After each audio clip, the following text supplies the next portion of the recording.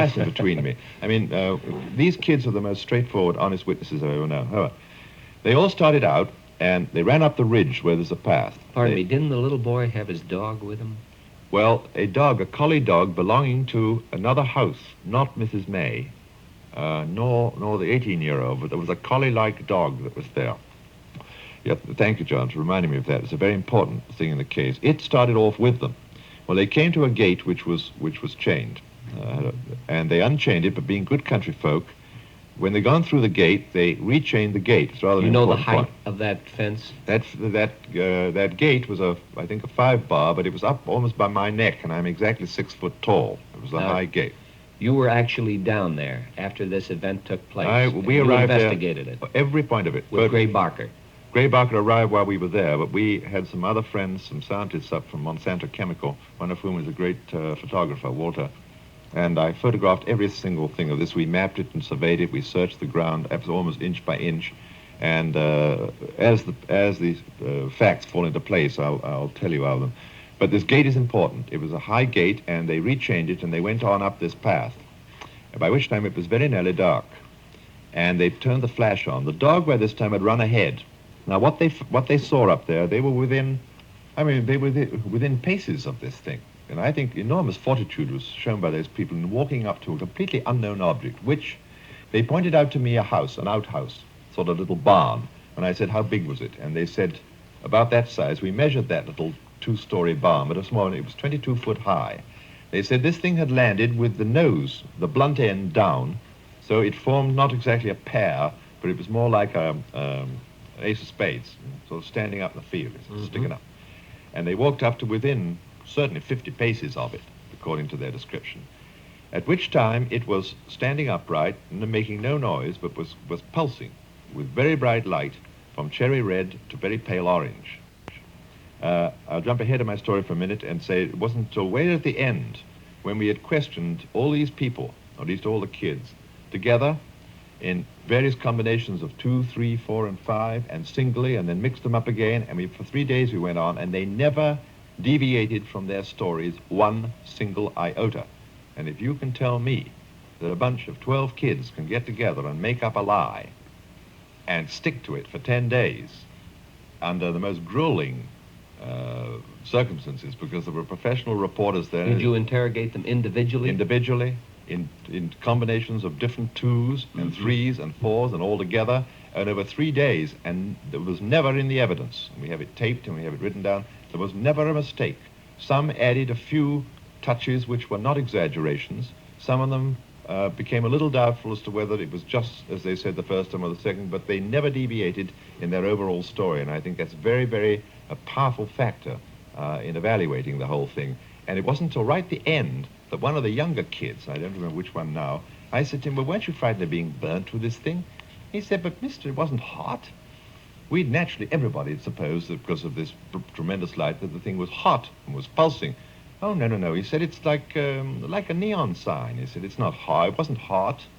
And they had kept on saying that it was black. And I said, well, if it was pulsing cherry red to orange, how do you say it's black? And they said, well, it was obviously a black object which was giving out this light. All right. Well, they go along, they lit the flash. The dog had run ahead. And all around this object, there was a thick mist, looked like a ground mist, a patch of it, lying on the side of the hill. Now, you do get these patches of mist at sundown, sometimes in little coals up on the hill, and they had assumed that it was that. Well, they stratify, Ivan. They very seldom lie along the side of a hill, not as much as they would on a definite strata. No. Excuse me. In that climate, especially after this tremendously heavy rains, I have seen these little sort of scooped-out coals on the side of a hill actually filled with mist, and it's sort of spilling over the edge, almost like it was treacle. Well, actually, it holds there like water would with a definite top level, doesn't it? No, it's stick on the side in some cases. Is that right? You get a patch right over an area where the soil may be particularly moist, and just for a few minutes while it's coming out at sundown, you get just like a round blob on the side, and they're used to that, and they thought that's what it was. But the dog ran into this mist, barking at this object, according to their story.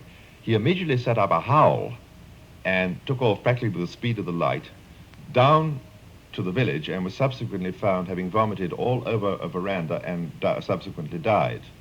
Now, in other words, evidence of poison. Yeah, leave that aside for the moment. In other words, it was a gas. They said there was a ghastly smell, and this is what was in the report. A ghastly smell of hot, molten metal. And they got the smell, although only one of them bent down and got his head in the gas. And that was this... One of the youngsters? No, the 18-year-old. The 18-year-old boy. Yes, I have to skip ahead of my story because this is what happened. They had lit this flash. They were looking at the object, and then suddenly one of the kids behind said, "Look, up in the tree." Now, there was one oak tree growing isolated right on the top of the ridge. And there's a little pathway at the bottom. This oak tree was on a bank, a 3-foot bank on the left of the pathway. The big object was a little bit further down the hill to the right, if you follow me. This is to the left. The first branch going out of the oak tree, which was a clear branch, when measured from the underneath of the branch to the path on which they were standing, was 12 foot 6 inches about.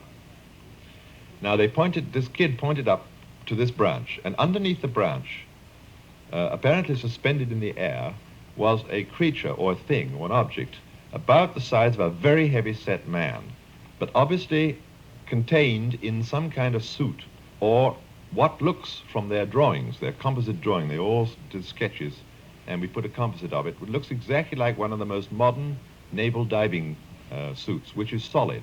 The person is inside. It has a pair of artificial arms in front that you can crank.